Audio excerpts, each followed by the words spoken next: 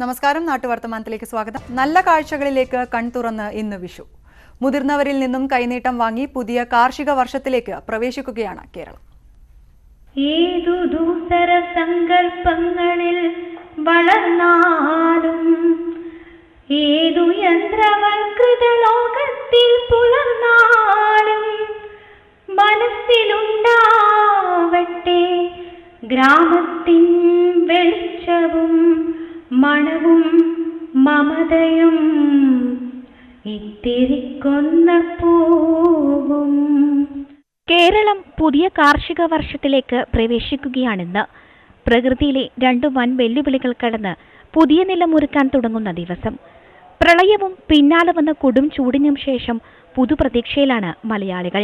മനസ്സിലുണ്ടാവട്ടെ ഗ്രാമത്തിൻ വെളിച്ചവും മണവും മമതയും ഇത്തിരിക്കൊന്ന പൂവും. News desk, news 18. വിഷുക്കണി കാണാൻ ശബരിമലയിൽ വൻ ഭക്തജന തിരക്ക്. പുലർച്ചെ 4 മണി മുതൽ 7 മണി വരെയായിരുന്നു വിഷുക്കണി ദർശനം. തന്ത്രിയും മേൽശാന്തിയും ഭക്തർക്ക് വിഷുക്കൈനീട്ടം നൽകി.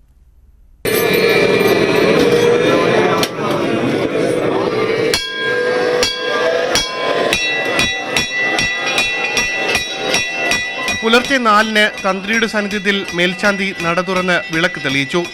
മേൽശാന്തി വിഗ്രഹത്തെ കണി കാണിച്ച ശേഷം ഭക്തർക്ക് കണി കാണാൻ അവസരം നൽകി. ശ്രീകോവിലിൽ അലങ്കരിച്ച അയ്യപ്പ വിഗ്രഹത്തിന് മുന്നിലായിരുന്നു വിഷുക്കണി ഒരുക്കിയിരുന്നത്. സോപാനത്തിലെത്തിയ ഭക്തജനങ്ങൾക്ക് തന്ത്രി കണ്ഠരര് രാജീവരും മേൽശാന്തി VN വാസുദേവൻ നമ്പൂതിരിയും വിഷുക്കൈനീട്ടവും നൽകി. വിഷുക്കണി കാണാൻ വൻ ഭക്തജന തിരക്കായിരുന്നു.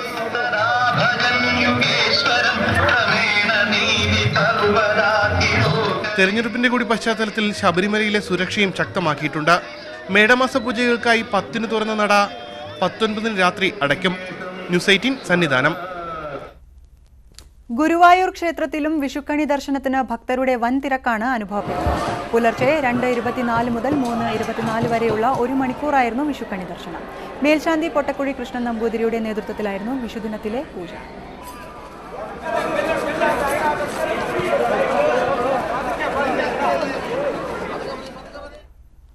മറ്റു വാർത്തകളിലേക്ക്. കുടിവെള്ളക്ഷാമം രൂക്ഷമായ പ്രദേശത്ത് കുപ്പിവെള്ള കമ്പനിയുടെ കിണർ ആഴം കൂട്ടുന്ന പ്രവൃത്തി നാട്ടുകാർ തടഞ്ഞു. കാരശ്ശേരി പഞ്ചായത്തിലെ മാത്രപ്രദേശത്ത് ഇരുവഴിഞ്ഞി തീർത്ഥം കുടിവെള്ള പദ്ധതിയുടെ കിണർ ആഴം കൂട്ടാനുള്ള പ്രവൃത്തി നാട്ടുകാർ തടഞ്ഞത്.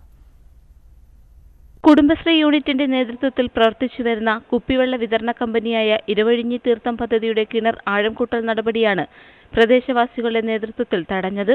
കുടിവെള്ളക്ഷാമം രൂക്ഷമായ പ്രദേശത്ത് പദ്ധതി ആരംഭിച്ചപ്പോൾ തന്നെ ജലലഭ്യത കുറഞ്ഞുവെന്നും ഇനിയും കിണർ ആഴം കൂട്ടിയാൽ ഒരു തുള്ളി വെള്ളം പോലും കിട്ടാത്ത അവസ്ഥയാകുമെന്നും നാട്ടുകാർ പറയുന്നു.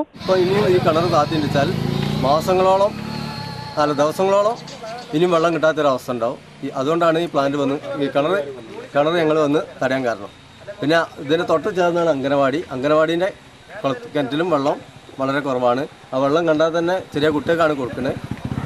കുളത്തിലെ വെള്ളം കണ്ടുവച്ചാൽ വളരെ മോശമാണ്. 4 വർഷമായി ആ കുളം ഇടിഞ്ഞു കിടക്കുന്നത്. ഇതുവരെ പഞ്ചായത്തിൻ്റെ ഭാഗത്തുനിന്ന് ഈ പദ്ധതിക്ക് വേണ്ടി ഒരു ഹെൽപ്പുണ്ടായില്ല. പദ്ധതി തുടങ്ങിയ സമയത്ത് തന്നെ പഞ്ചായത്തിൽ പരാതി പറഞ്ഞിരുന്നെങ്കിലും യാതൊരു നടപടിയും ഉണ്ടായില്ല. 80ഓളം കുടുംബങ്ങൾ താമസിക്കുന്ന പ്രദേശത്ത് കുടിവെള്ള പദ്ധതിയുടെ കുളത്തിൽ വെള്ളമില്ലാതായതോടെ 4-5 ദിവസങ്ങൾ കഴിഞ്ഞാണ് വെള്ളം ലഭിക്കുന്നത്. എന്നാൽ പഞ്ചായത്തിന്റെ നേതൃത്വത്തിൽ കുടിവെള്ള വിതരണം ആരംഭിക്കാൻ നടപടിയില്ലെന്നും നാട്ടുകാർ ആരോപിക്കുന്നു. പ്രളയസമയത്ത് കേടുപാടുകൾ സംഭവിച്ച പ്രദേശത്തെ കുടിവെള്ള പദ്ധതിയുടെ കിണർ നന്നാക്കാനും തൊട്ടടുത്ത അംഗൻവാടിയുടെ കിണർ നന്നാക്കാനും നടപടി സ്വീകരിച്ചിട്ടില്ല. കുടിവെള്ള വിതരണ കമ്പനിക്കെതിരെ അധികൃതർക്ക് പരാതി നൽകിയതായും പ്രദേശവാസികൾ പറഞ്ഞു. ന്യൂസ് 18 മുക്കം. ജലക്ഷാമം രൂക്ഷമായതോടെ കനാൽ വെള്ളത്തിനായുള്ള സമരങ്ങൾ പതിവായി. വടകരയിൽ കുറ്റ്യാടി ജലസേചന പദ്ധതിയുടെ കനാലുകൾ യഥാസമയം തുറക്കാത്തതാണ് പ്രദേശവാസികളെ ദുരിതത്തിലാക്കുന്നത്. കുറ്റ്യാടി ജലസേചന പദ്ധതിയുടെ ഇടതുകര വലതുകര കനാലുകൾ വഴിയാണ് വടകര കൊയിലാണ്ടി ഭാഗങ്ങളിലേക്ക് വെള്ളമെത്തിക്കുന്നത്. ഇവയ്ക്ക് അനേകം ചെറു കനാലുകൾ കൈവഴികളായുണ്ട്. കനാലുകൾ ഒരേ സമയം തുറന്നുവിടാൻ സാങ്കേതികമായ തടസ്സങ്ങളുണ്ടെന്നാണ് അധികൃതരുടെ വിശദീകരണം. എന്നാൽ വരൾച്ച രൂക്ഷമായതോടെ കനാലുകൾ ഒരേ സമയം തുറക്കാത്തതിൽ പ്രതിഷേധം ശക്തമാണ്. കർഷകരും വിവിധയിടങ്ങളിൽ പ്രതിഷേധവുമായി രംഗത്തുണ്ട്. പരിഹാരം ഒരാഴ്ച അങ്ങോട്ടും ഒരാഴ്ച ഇങ്ങോട്ടും വിടുക, എന്നാ പിന്നെ പ്രശ്നങ്ങൾ ഉണ്ടാവില്ലല്ലോ. ഇപ്പോൾ ഒരാഴ്ച കൊണ്ടെല്ലാം അങ്ങ് എത്തുമെന്നാണ് പറയുന്നത് ഇവർ. ഇതിൻ്റെ എഞ്ചിനീയേഴ്സ് എന്ന് പറഞ്ഞാൽ ഇപ്പോൾ ഒരു 10 ഇപ്പം ചിരണ്ടത്തൂരേക്കെല്ലാം തുറന്നു വിട്ടാൽ 10 ദിവസം കൊണ്ട് അങ്ങ് എത്തുമെന്നാണ് അവർ പറയുന്നത്. അപ്പോൾ അതിൻ്റെ ബൈക്കിൽ നിന്ന് ഇങ്ങനെ ഓരോന്ന് പൊട്ടിക്കുകയും മറ്റേതാക്കുകയും ചെയ്തിട്ട് ഈ ഷട്ടറെല്ലാം പൊട്ടിച്ചിട്ടാണ് ഈ പ്രശ്നങ്ങൾ എന്നാൽ ഇപ്പം നാളത്തെ പേപ്പറിലും കണ്ട അങ്ങനെയാണ് അവർ പറയുന്നത്. അപ്പോൾ ഇപ്പം തന്നെ ആടെ തുറന്നാൽ തന്നെ ഇപ്പോൾ ഒരു 4-5 ദിവസം കൊണ്ട് അങ്ങ് എത്തും. അവിടെ ഈക്കോത്തമ്പലത്തിൻ്റെ അങ്ങ് ഇടയിൽ എത്തുന്നുണ്ട്. കാരണം അടുക്കായ അങ്ങ് മറ്റേ ഇതില്ലേ വലിയ കനാലില്ലേ റോഡ് സൈഡില്ല അതിൽ വരെ എത്തുന്നുണ്ടെന്നല്ല പറയുന്നത്. നമ്മളങ്ങോട്ട് പോകില്ല. ഇതിപ്പോൾ ഇവിടെ കുറുമ്പയിൽ ഇങ്ങനെ തന്നെ അങ്ങ് കാവിൽ അങ്ങ് അരിക്കോത്തമ്പലത്തിൻ്റെ അല്ല അവിടെ ഒരു അമ്പലമുണ്ട് ബദനോട് അതിൻ്റെ അപ്പുറത്ത് അങ്ങോട്ട് കൊണ്ടുവന്ന് പറഞ്ഞു.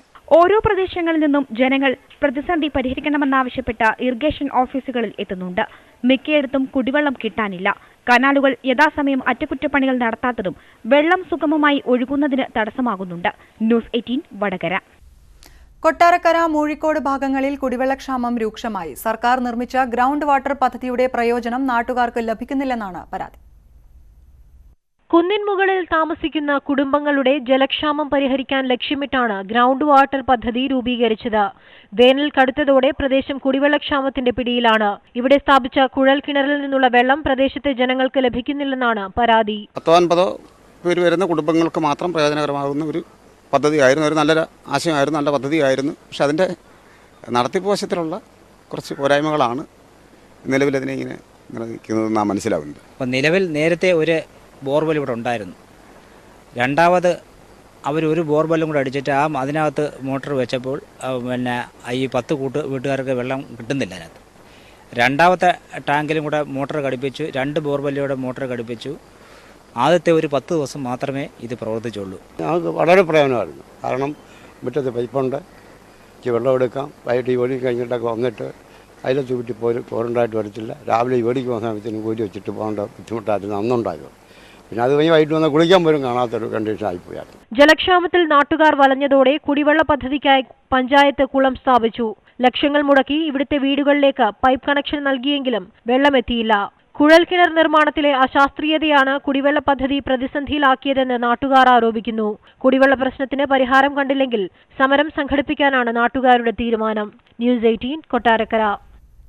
ജലാശയങ്ങളെ സംരക്ഷിക്കാൻ കൊല്ലം ഓച്ചിറ ബ്ലോക്ക് പഞ്ചായത്തിന്റെ കയർ ഭൂവസ്ത്രം വിരിക്കലിന് തുടക്കമായി.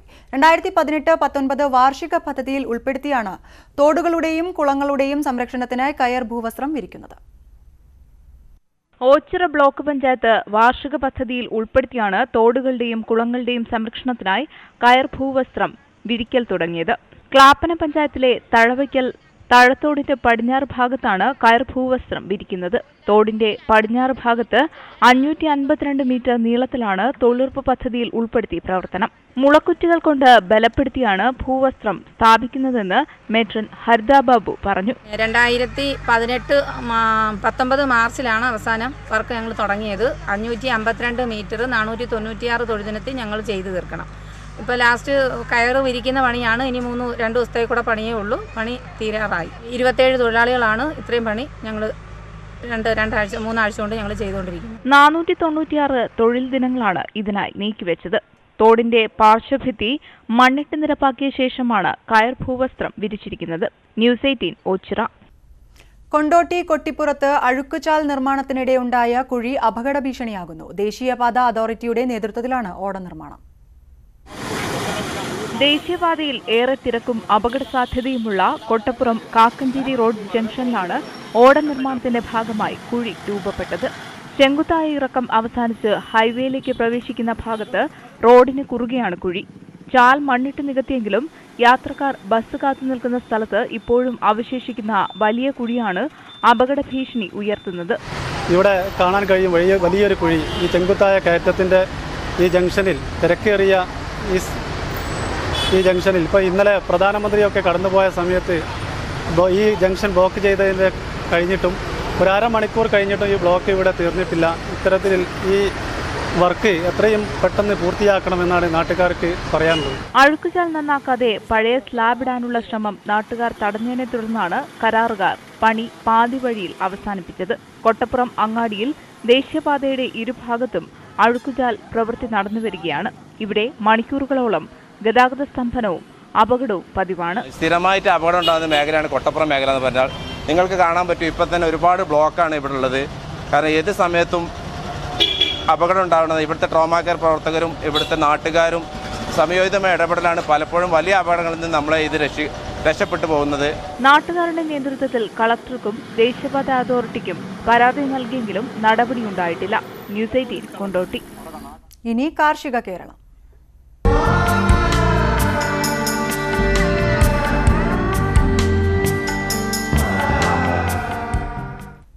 കോതമംഗലം വാരപ്പെട്ടി സഹകരണ ബാങ്കിന്റെ ആഭിമുഖ്യത്തിൽ ജൈവ പച്ചക്കറി കൃഷിയുടെ വിളവെടുപ്പ് നടത്തി.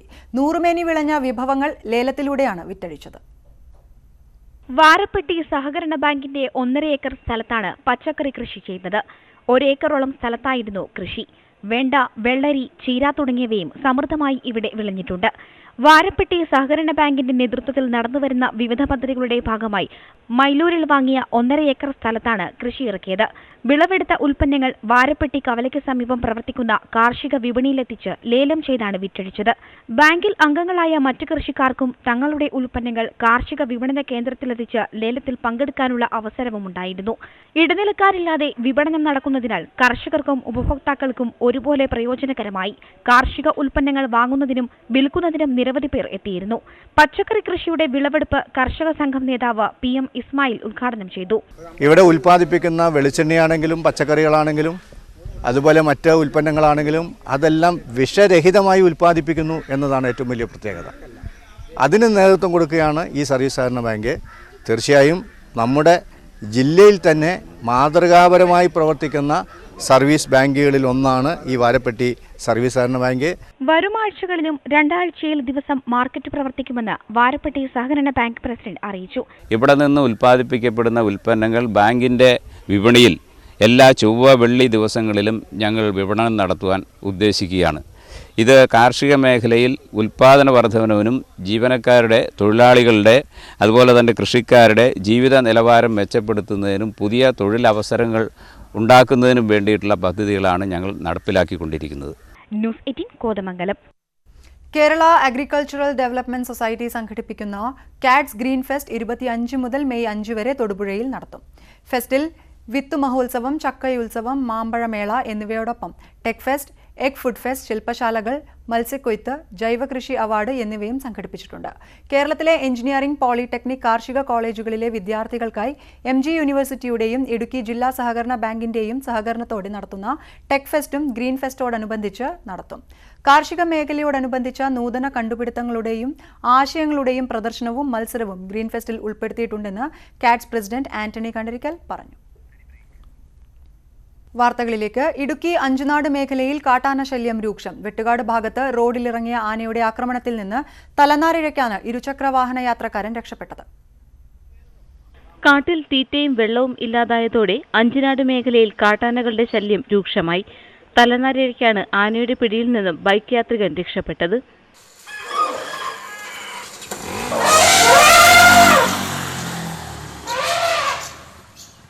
മുൻ ദിവസം മറയൂർ മൂന്നാർ റൂട്ടിൽ തലയാറിന് സമീപം റോഡിൽ നിലയുറപ്പിച്ച ആനക്കൂട്ടം മണിക്കൂറുകളോളം ഗതാഗത തടസ്സം സൃഷ്ടിച്ചിരുന്നു. കാന്തല്ലൂർ പെരുമലയിലെത്തിയ 16ഓളം വരുന്ന കാട്ടാനക്കൂട്ടം ഗ്രാമീണർ വിളവിറക്കിയിരുന്ന വാഴ, ബീൻസ്, ക്യാബേജ്, വെളുത്തുള്ളി തുടങ്ങിയ കൃഷി നശിപ്പിച്ചു. ഇവിടെ പച്ചക്കറി കൃഷിയായിട്ട് ജീവിക്കുന്നവരെല്ലാവരും. അതിപ്പോൾ ശല്യം കൂടുതലായതുകൊണ്ട് കർഷകർക്ക് പിടിച്ചു നിൽക്കാനായിട്ട് ബുദ്ധിമുട്ടാണ്. ഇത് ആശ്രയിച്ച് ജീവിക്കുന്നവരാണ് എല്ലാവരും. വനം വകുപ്പ് ഇതിനുള്ള ശക്തമായിട്ടുള്ളൊരു നടപടി സ്വീകരിച്ചില്ലെന്നുണ്ടെങ്കിൽ കർഷകരുടെ കാര്യത്തിൽ കഷ്ടത്തിലാണ്. വേനലാരംഭം മുതൽ കാട്ടാനക്കൂട്ടം അഞ്ചുനാട് മേഖലയിൽ ജനങ്ങളുടെ ജീവന് ഭീഷണിയായിരിക്കുകയാണ്. വെട്ടുകാട് ഭാഗത്ത് ചന്ദന റിസർവിനരികിലെ കാടിനുള്ളിൽ കടന്നുകൂടിയ ഒറ്റയാൻ കീഴാന്തൂർ, വെട്ടുകാട് ഭാഗങ്ങളിലെ കാർഷിക വിളകൾ നശിപ്പിച്ചു. ഏത് സമയം കണ്ടാലും ഈ ആനയുടെ ഭയങ്കര ശല്യവ. ഇത് പറയുകയാണെങ്കിൽ 2 വീലേഴ്സിന് ഭയങ്കര ശല്യവ. എന്താപത്ത് വേണമെങ്കിലും എപ്പോൾ വേണമെങ്കിലും നടക്കാം നമുക്ക്. ഇത് ഒരു വലിയ ആപത്തിലേക്ക് കൊണ്ടുപോയി വിടും. അതിൻ്റെ മുമ്പ് ബന്ധപ്പെട്ട അധികാരികൾ ഇതൊരു നല്ലൊരു നടപടി എടുക്കണം. വനാതിർത്തിയിൽ സ്ഥാപിച്ചിട്ടുള്ള സോളാർ വേലി പ്രവർത്തനക്ഷമമല്ലെന്ന പരാതി വ്യാപകമാണ്. വനം വകുപ്പ് അടിയന്തരമായി ഇടപെടണമെന്നും നാട്ടുകാർ ആവശ്യപ്പെടുന്നു. ന്യൂസ് 18 കാന്തല്ലൂർ. ഇന്ത്യയുടെ ബഹിരാകാശ പദ്ധതിയായ ഗഗൻയാനെ പരിചയപ്പെടാൻ തൃശൂരിലെത്തിയാൽ മതി. തൃശൂർ പൂരം എക്സിബിഷനിൽ ISRO ഒരുക്കിയ പവലിയനിലെ ഗഗൻയാൻ മോഡലിന് കാഴ്ചക്കാർ നിരവധിയാണ്. 2022ഓടെ ശാസ്ത്രജ്ഞരെ ബഹിരാകാശത്തെത്തിക്കാൻ ISRO തയ്യാറാക്കിയ പദ്ധതി. കനത്ത ചൂടും തീയും പ്രതിരോധിക്കുന്ന പ്രത്യേക മോഡ്യൂളിൽ 3 പേർക്ക് സഞ്ചരിക്കാനുള്ള സൗകര്യമാണുള്ളത്. ഇന്ത്യക്കാർക്കായി പ്രത്യേകമൊരുക്കിയ സ്യൂട്ടും മോഡ്യൂൾ ബഹിരാകാശത്തെത്തിക്കുന്ന GSLV മാർക്ക് 3ന്റെ മാതൃകയും പ്രദർശനത്തിനുണ്ട്. തൃശൂർ സ്വരാജ് റൗണ്ടിൽ ഒരുക്കിയ പ്രദർശനം കാണാൻ നിരവധി പേരാണ് എത്തുന്നത്. കുഴപ്പമില്ല, ഞാൻ പറഞ്ഞു ഇതൊക്കെ നമ്മൾ പേപ്പറിൽ കൂടെ കണ്ടിട്ടുള്ള കാര്യങ്ങളൊക്കെയാണ്. ഇതിപ്പോൾ നേരിട്ട് മോഡലുകൾ കാണാൻ പറ്റിയതിൽ വളരെ സന്തോഷമുണ്ട്.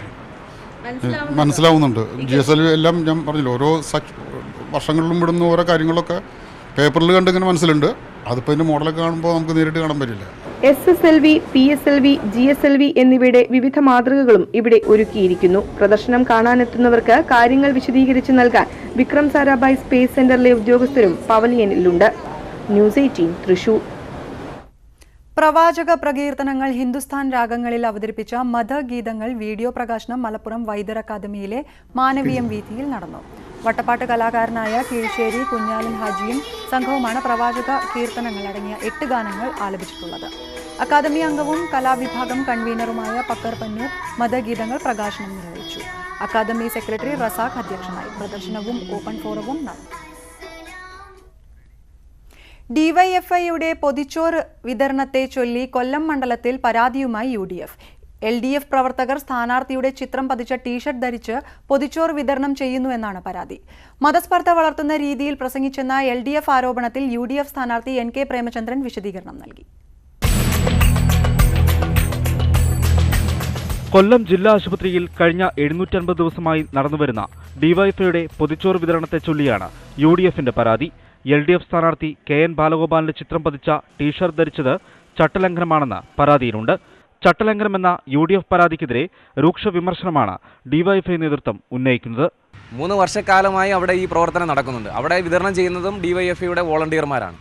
അപ്പോൾ അത് ഏതെങ്കിലും ഒരു ടീഷർട്ട് ധരിച്ചു, അതങ്ങനെ ടീഷർട്ട് ധരിച്ചിട്ടുണ്ടോ എന്നുള്ളതിനെക്കുറിച്ച് ഇനി പരിശോധിക്കേണ്ടതായിട്ടുണ്ട്. അങ്ങനെ ടീഷർട്ട് ധരിച്ചു എന്ന് പറയുമ്പോൾ അതൊരു പാരിതോഷികമാവുകയാണെങ്കിൽ കഴിഞ്ഞ 750 ദിവസക്കാലമായിട്ടും അത് പാരിതോഷികമല്ലേ. അത് ജില്ലയിലെ അമ്മമാർ നൽകുന്ന കാരുണ്യത്തിൻ്റെ പാരിതോഷികമാണ്.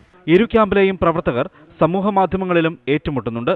UDF പരാതി പിൻവലിക്കണമെന്നാവശ്യപ്പെട്ട് മന്ത്രി തോമസ് ഐസക്കും രംഗത്ത് വന്നു. ഏതെല്ലാം സ്ഥലത്തുനിന്നുള്ള ആൾക്കാർ രോഗിയായിട്ട് കിടക്കുന്നുണ്ട്. ആ കൂട്ടിയിരിപ്പുകാർക്ക് ഈ ഒരു നേരത്തെ അന്നം കിട്ടുന്നത് അത് വലിയ കാര്യമാണ്. അത് അവര് ഈശ്വരൻ ദൈവമേ എന്ന് പറഞ്ഞുകൊണ്ട് അവര് 2 കൈ നീട്ടി വേടിച്ച് അവര് ആ ഭക്ഷണം കഴിക്കുന്നത്.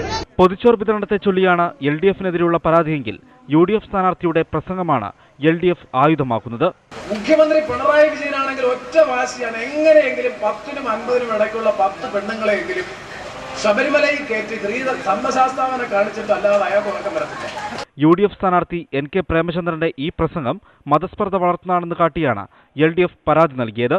നിയമവിരുദ്ധമായി ഒന്നും പറഞ്ഞിട്ടില്ലെന്നാണ് വരണാധികാരിക്ക് പ്രേമചന്ദ്രൻ നൽകിയ വിശദീകരണം. പ്രസംഗത്തിൻ്റെ പൂർണ്ണരൂപം നൽകാതെ അതിൽ നിന്നും അടർത്തിയെടുത്ത ചില ഭാഗങ്ങൾ മാത്രം നൽകിക്കൊണ്ടാണ്.